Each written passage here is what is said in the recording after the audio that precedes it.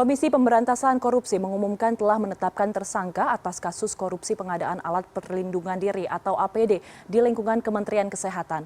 Meski demikian, KPK belum mengumumkan kepada publik siapa tersangka yang dimaksud atas kasus yang merugikan negara hingga ratusan miliar rupiah tersebut dan terjadi di masa-masa yang sangat sulit bagi masyarakat Indonesia, yaitu pandemi COVID-19. Kita akan ulas bersama peneliti Pukat UGM Zainur Rohman. Selamat sore Mas Zainur, apa kabar? Selamat sore Mbak Ayu, kabar baik. Oke, Mas Zainur, langsung saja ini kalau kita melihat pernyataan dari KPK sudah mengatakan bahwa tersangkanya ini sebenarnya sudah ada, tapi masih belum bisa diumumkan. Nah, ini juga sudah ada 5 nama yang dicegah untuk bepergian ke luar negeri. Menurut Anda, kira-kira siapa yang terjerat di kasus korupsi pengadaan APD ini? Ya Mbak Ayu, memang dalam masa-masa COVID itu sangat rawan korupsi. Kenapa? Karena peraturan pengadaan barang dan jasa itu berlaku khusus, yaitu tidak menggunakan Perpres pengadaan barang dan jasa, tetapi menggunakan peraturan para LKPP pengadaan barang dan jasa dalam keadaan darurat. Nah, kalau tadi ditanya siapa yang kira-kira akan menjadi tersangka, tentu tidak akan jauh dari penyelenggara negara dan swasta. Kenapa? Karena di dalam pengadaan barang dan jasa di masa darurat itu tidak perlu menggunakan tender, bisa dilakukan pengadaan langsung, bisa dilakukan penunjukan langsung. Tujuannya apa? Biar bisa cepat ada barang atau jasa yang dibutuhkan untuk menanggulangi kondisi darurat. Nah, ketika tidak menggunakan prosedur normal melalui tender, maka biasanya modusnya adalah penyelenggara negara itu berkong-kali-kong atau bermain mata, mereka menunjuk perusahaan-perusahaan tertentu untuk menjadi pelaksana pekerjaan barang dan jasa. Tetapi kemudian dijanjikan ada persentase kickback sebagai bentuk imbal balik atas pekerjaan barang dan jasa yang diberikan. Nah, jadi saya menduga ini tetap tidak akan jauh dari swasta, yaitu pelaksana pekerjaannya dan juga penyelenggara negara sebagai pihak yang memberikan pekerjaan juga menerima hasil pekerjaannya. Nah, ini memang modus-modus yang seperti ini banyak sekali terjadi di kondisi darurat, baik itu bencana alam nasional maupun bencana non-alam nasional, Mbak Ayu. Baik, Mas Zainur, ini kan sebenarnya kasusnya cukup memprihatinkan ya, karena terjadi di masa yang sangat sulit. Dan KPK mengatakan sudah ada tersangkanya. Apa pertimbangan dari KPK sehingga tidak segera mengumumkan siapa tersangkanya kepada publik?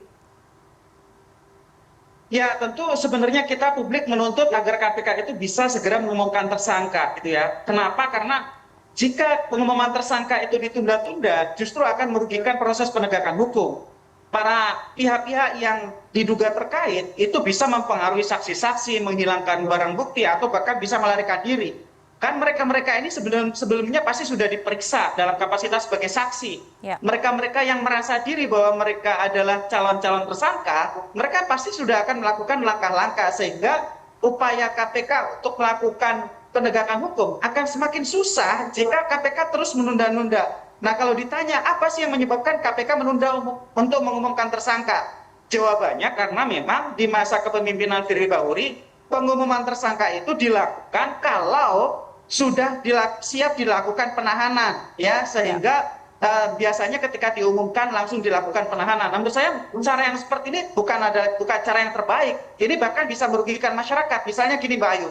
Misalnya masyarakat yang berhubungan secara bisnis dengan orang-orang yang sebenarnya sudah ditetapkan sebagai tersangka tapi belum diumumkan. Mereka bisa dirugikan. Ternyata mitra bisnisnya adalah tersangka korupsi. Nah, tentu pekerjaan bisnis mereka bisa berantakan. Itu juga tidak menjamin kepastian hukum dan seterusnya. Sehingga menurut saya lebih baik KPK segera umumkan tersangka. Uang itu sudah juga ditetapkan oleh mereka di dalam surat perintah agar masyarakat bisa ikut mengawasi. Masyarakat juga tidak membangun hubungan bisnis dengan mereka, dan mereka tidak berupaya untuk menghindarkan diri dari jerat hukum. Misalnya itu tadi, mempengaruhi saksi, melarikan diri, menghilangkan barang bukti, Mbak Ayu. Jadi Anda ingin mengatakan bahwa sebenarnya penundaan pengumuman tersangka ini memiliki banyak resiko untuk penegakan kasus korupsi ke depannya. Mas Zainur, saya ingin membicarakan masalah timeline sebenarnya. Kita telah mendengar pernyataan dari Kemenkes bahwa kasus ini terjadi sebelum era kepemimpinan dari Budi Gunadi. Di tahun 2020 Desember itu sebenarnya Pak Budi telah dilantik oleh Presiden sebagai Menteri Kesehatan. Kemudian KPK mengatakan bahwa sebenarnya kasus ini terjadi di tahun anggaran 2020 hingga 2022. Secara timeline kan sebenarnya ada irisan, Mas. Ini seperti apa analisa Anda kira-kira? Ya, memang kalau dengar keterangan dari KPK, ini kan perbuatan berlanjut namanya Mbak Ayu, bukan satu perbuatan selesai.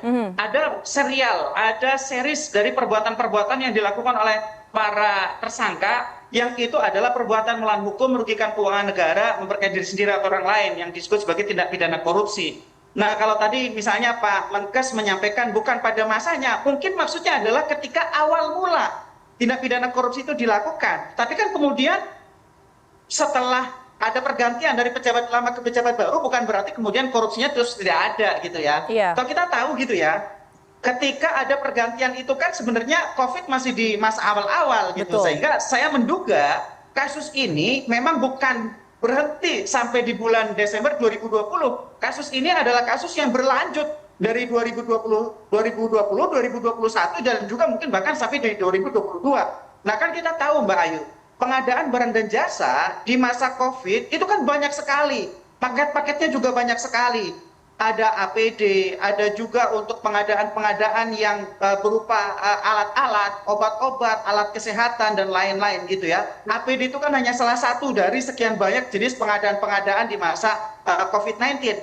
Nah, kita tahu bahwa hampir semua pengadaan-pengadaan itu sangat berisiko korupsi, Mbak Ayu. Kenapa? Karena prosedurnya itu tidak normal, sangat longgar, pengawasannya hampir bisa dikatakan hampir tanpa pengawasan, hampir-hampir dikembalikan kepada keimanan masing-masing pihak. Sehingga kita tahu di kasus misalnya sektor bansos Mbak Ayu, itu sudah diselesaikan oleh KPK, yaitu bansos COVID-19 dengan terpidana Juliari Batubara. Nah memang di sektor kesehatan, ini yang sekarang baru disentuh oleh KPK. Dua-duanya sangat rawan di bidang bantuan sosial dan di bidang kesehatan, karena dua inilah yang paling banyak pengadaan barang dan jasa untuk menanggulangi COVID dari sisi kesehatan dan dari sisi ekonomi dan sosialnya, Mbak Ayu. Jadi dugaan Anda sebenarnya kasus korupsi ini masih terus bergulir di masa jabatan dari Budi Gunadi, seperti itu ya, Mas, kurang lebihnya? Itu saya menduga begitu. Dan sekali lagi, ini adalah perbuatan berlanjut. Bukan satu perbuatan dilakukan kemudian selesai. Korupsi itu berbeda dengan misalnya kejahatan orang membunuh begitu ya, atau mencuri, satu perbuatan selesai. Ini perbuatan yang dilakukan dengan persiapan, dengan pengadministrasian, kemudian dengan pertanggungjawaban, bahkan sampai kepada pengawasan. Itu kan membutuhkan waktu yang sangat lama, Mbak Ayu. Bahkan mungkin bisa jadi multi years, bisa jadi seperti itu. Kan kita harus mendengar dulu dari keterangan dari KPK, Mbak Ayu. Tapi saya ingin katakan, ya Pak Menteri harus memastikan agar jajarannya kooperatif, tidak usah terlalu defensif, agar KPK bisa mudah di dalam menyelesaikan perkara ini, semuanya terbongkar, karena ini kerugiannya ratusan miliar, Mbak Ayu. Betul, ini kerugian yang sangat besar, terutama di masa pandemi COVID yang saat itu masyarakat juga secara ekonomi sangat sulit.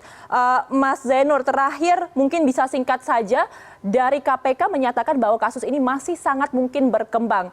Kira-kira kalau misalkan penyidikan ini masih terus dilanjutkan, pihak mana saja yang mungkin terlibat yang saat ini belum tersentuh oleh KPK? Ya, pertama untuk kasus ini ya. Untuk kasus ini saya pikir para penyedia barang dan jasa biasanya mereka itu seperti arisan begitu ya. Mereka juga tidak selalu menggunakan barang milik mereka sendiri. Ini ada subkontraktor, ada subkontraktor di luar main kontraktornya. Main kontraktornya yang berkontrak dengan Kemenkes. Tetapi di bawah mereka itu ada perusahaan-perusahaan lain yang biasanya menyuplai. Selain itu biasanya juga ada middleman-nya, ada perantaranya yang menjadi jembatan atau menjadi makelar antara penyelenggara negara dengan penyedia barang dan jasanya. Dan yang paling tentu harus dikejar adalah penyelenggara negaranya, Mbak Ayu.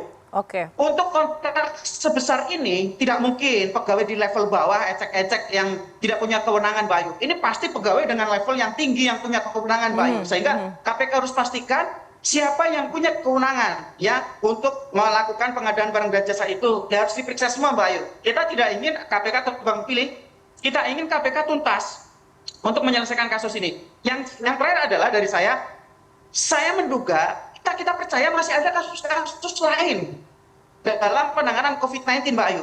Baik di sektor bansos, tidak hanya berarti di Juliari Batubara, itu kasus juga belum tuntas oleh KPK. Juga di sektor kesehatan, pasti masih ada banyak kasus-kasus yang lain.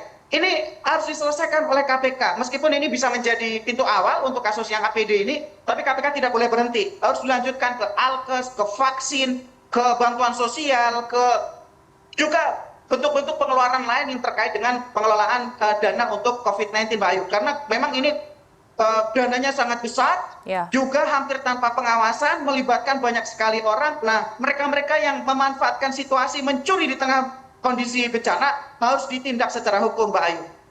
Baik, kita akan sama-sama melihat dan menunggu bagaimana perkembangan dari kasus korupsi dari pengadaan APD ini. Terima kasih atas informasinya, telah berbincang bersama kami peneliti Pukat UGM Zainur Rohman. Selamat sore, salam sehat selalu. Selamat sore, Mbak Ayu.